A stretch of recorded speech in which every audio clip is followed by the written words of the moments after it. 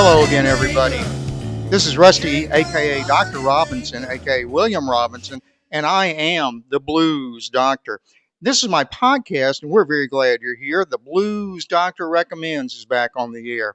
And it's that time again. Yep, it's college football season.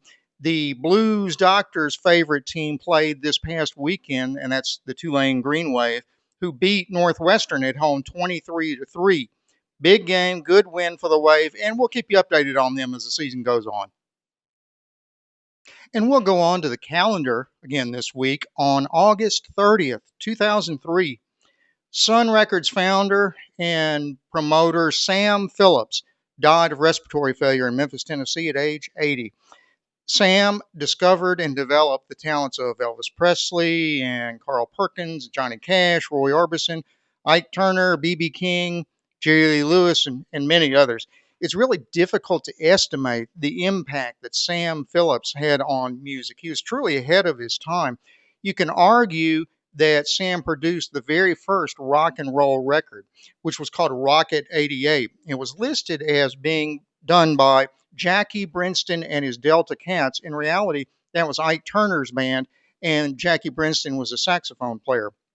The legend of how the sound came to be on that record is an interesting one.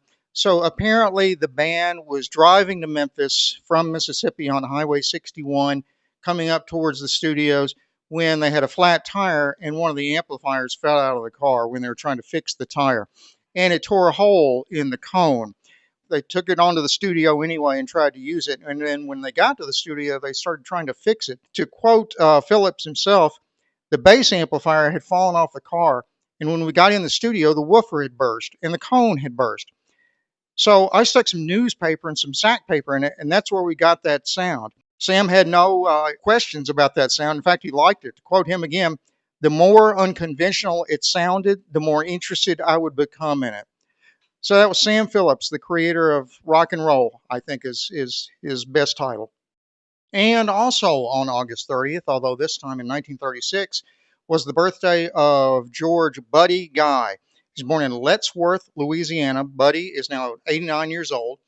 He grew up in the South, but at age 21 went to Chicago to pursue his career dream of being a musician. When he got there, he signed to Chess Records, and he was soon doing session work with guys like Muddy Waters and Howlin' Wolf, Coco Taylor, many others. Leonard Chess, who was the boss of Chess Records, said Guy's playing was just making noise, and so Buddy had to wait for his turn to be taken seriously as a solo artist. But artists like Eric Clapton, Jimi Hendrix, Jimmy Page, and Keith Richards kind of became aware of what Guy was doing in Chicago and started to promote him heavily. According to Clapton, he stood out in the mix simply by virtue of his originality and the vitality of his playing. Buddy has released dozens of both studio and live albums. He's won 8 Grammy Awards. His signature guitar is the Fender Stratocaster with polka dots on it, and he did that as a tribute to his mother. He opened his own blues club in Chicago called Buddy Guy's Legend, and that was in 1989. It's been open ever since, and he still, to this day, plays a residency there every January. And I've got one more on the calendar today, and this one's kind of fun, too. On August 31st, 1968, the song Mony Mony went to number 1. That was by Tommy James and the Shondells. So this was a big hit, obviously, for Tommy. The title has sort of a funny story behind it. Tommy said he was sitting in a building in New York trying to figure out the name of the song. He pretty much had it done other than the title. He stood up to walk around, looked out the window, and he saw a big sign for the firm Metropolitan of New York on another building across the way, and it struck him that was it. So Mony Mony was the name of the song. Billy Idol also did a version of it in 1987 that was a great hit. I really like Billy's version, maybe better than Tommy James, but it's been recorded by lots of different people, including the Blues Doctor himself.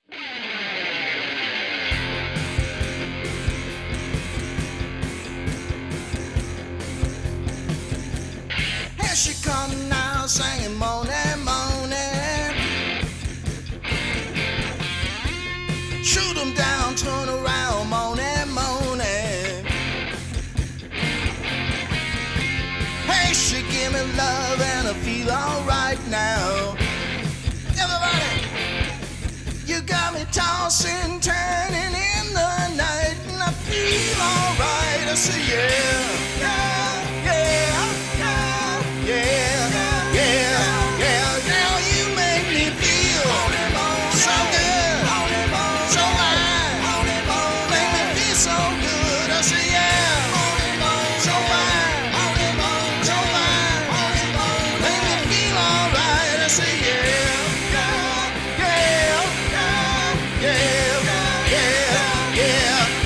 Alright.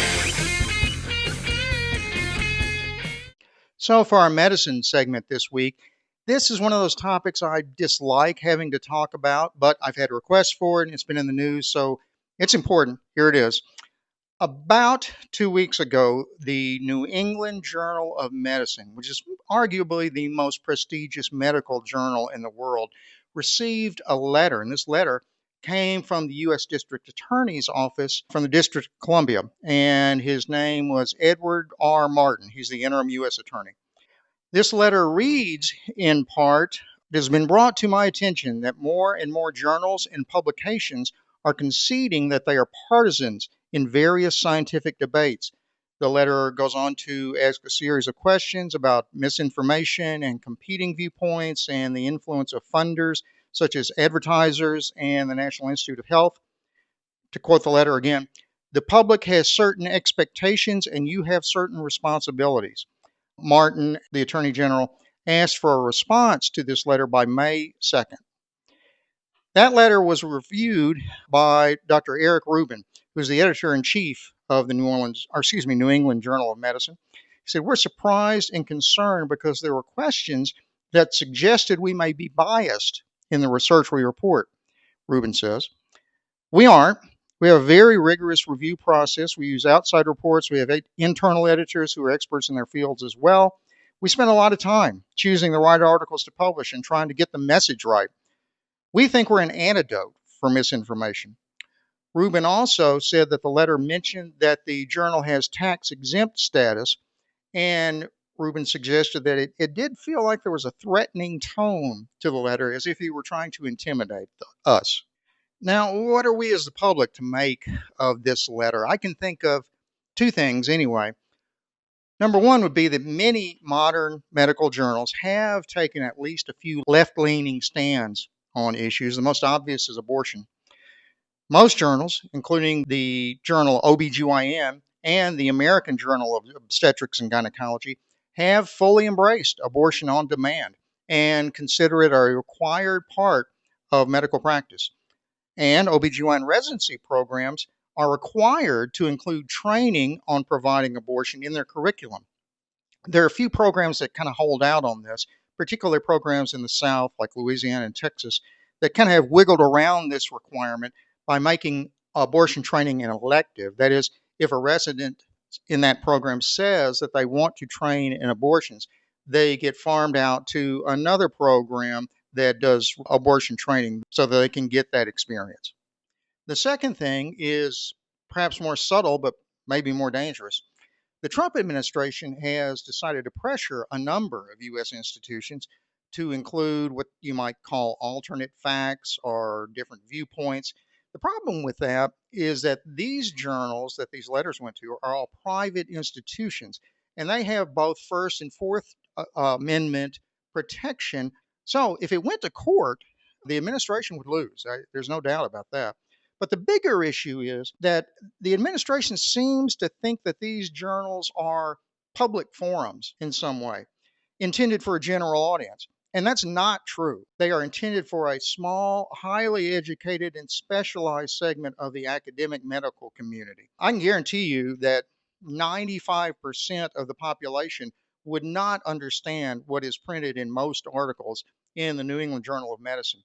And if it's not about cancer or gynecology, I can barely understand a lot of what is in the New England Medical Journal. So these forums are not intended to sway public opinion somehow. They are intended to help professionals determine the best treatments. So is every article in every journal always correct? No. They can and do publish corrections and retractions regularly. In fact, you can check out one of my previous podcasts for an article on vaccines that was later retracted and withdrawn and corrected.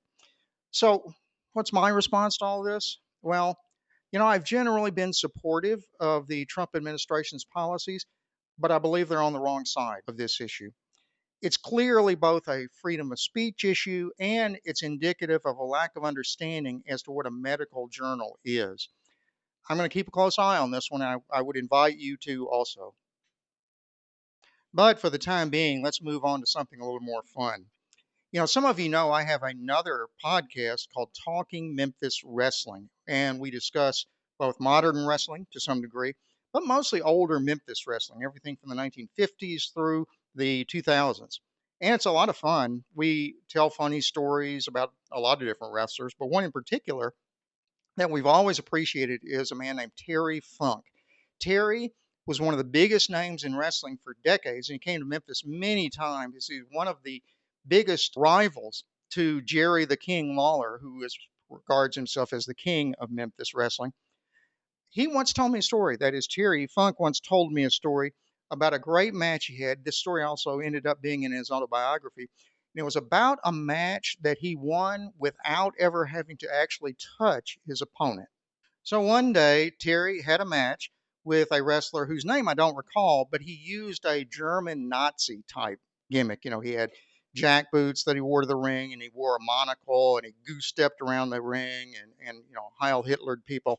His finishing move was called the claw, like something like that, where he's basically his grip. Supposedly, his grip was so powerful that no one had ever broken it, and it was so painful that every opponent to whom he applied it screamed out in pain and tapped out or submitted immediately. Well, Terry was against him in a match. Terry was going to be the babyface and underdog in this match with the Nazi, and I'll just refer to him as that. Once the bell sounded, Terry spent the first few minutes of the match desperately trying to avoid the call, kind of running away from him around the ring as the Nazi chased him around with, having his claw hold in the air like he was going to grab Terry at any time. Anyway, at one point, Terry accidentally, quote, accidentally, fell out of the ring onto the floor, and the Nazi got out of the ring also and chased him around the ring and cornered Terry in one spot where the ring barricades came together, and there seemed to be no escape.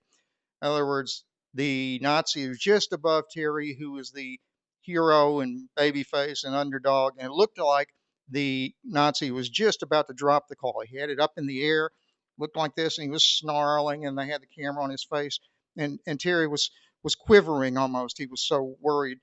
And then just as the claw started coming down to get him, Terry does a diving forward roll just out from under the claw. So instead of getting Terry, the Nazi grabbed the steel barricade, put his hand on the steel barricade and grabbed that. Terry rolled back into the ring, and the referee started counting the other wrestler out, counting the Nazi out. So the Nazi, unfortunately, was still holding onto the ring while the ring announcers were, saying how strong his grip was. And in fact, his grip is so strong, even he can't break it. And the Nazi was trying to pull his hand off the barricade with all his might. He couldn't do it. And finally, the referee counted him out. So Terry won the match as a result of count out without ever having touched his opponent. And that's about all we have for now. Just as a reminder again, the Blues Doctor appears on Talking Memphis Wrestling every Tuesday at 7 p.m. Central Time. We take a look at some of the great programs, the great matches, the great wrestlers in Memphis history. So sign into that online, join the chat, and make suggestions as to what events or wrestlers you'd like us to cover, and we'll be happy to. So anyway, as I usually say at this time, please watch next week's podcast. Okay? See you later.